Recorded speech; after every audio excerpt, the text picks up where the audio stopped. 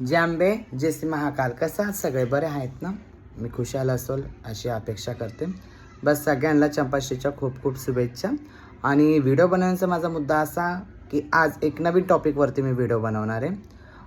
Video बनवण्याचा मुद्दा असा की एक व्यक्ती आहे, तो कुठे राहतो काय राहतो मला काही माहिती नाही. तो मला फोन करतो, मेसेज करतो, मला असं वेगवेगळ्या भाषेमध्ये शिव्यागाळ पण करतो. तर मी त्याला 2दा-3दा सांगण्याचा प्रयत्न केलेला आहे की दादा असं करू नको, असं बोलू नको. मला तो काय बोलतो. गाईज मी तुम्हाला त्याचा फोटो दाखवते.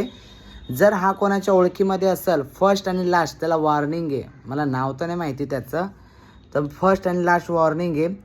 जर का त्याला जर माफी मागायची असेल तर त्याने आता डायरेक्ट मला इंस्टाग्रामवरतीच माफी मागावी. मी हे बघा तुम्हाला त्याचा फोटो दाखवू इच्छितो. तो कुठला आहे मला माहीत नाही, पण त्याच्या ह्याला एक कशाला व्हॉट्सअपला एक फोटो आहे.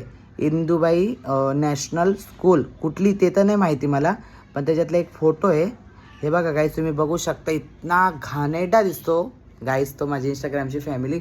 आणि मला काय बोलतो. मी त्याला भरपूर वेळेस प्रेमात समजवलं आहे, तर तो ऐकत नाही आहे. आता तुम्ही कमेंट करा आणि त्याचं जर कोणी ओळखीचं निघालं तर ते पण तुम्ही कमेंट करून त्याला सांगा.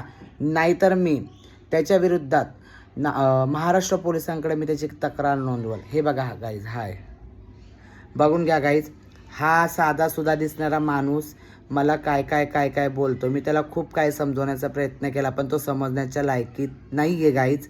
तर तुम्ही ह्याला जर कोणी ओळखत असेल तर ह्याला कमेंट करा आणि ह्याला सांगा ह्याच्यानंतर परत तू नादी लागू नको, नाही तर तुला घरात घुसून मी मारेल जिथं तू असेल तिथं.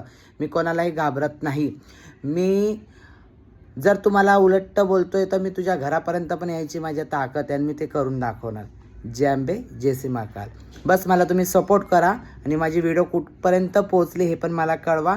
आणि ह्याच्यापर्यंत ज्याचा पण हा मित्र असेल किंवा भाऊ असेल, बहीण असेल, तर त्याला सांगण्याचा प्रयत्न करा आणि त्याने मला संवाद साधावा. जय आंबे जय श्री महाकाल.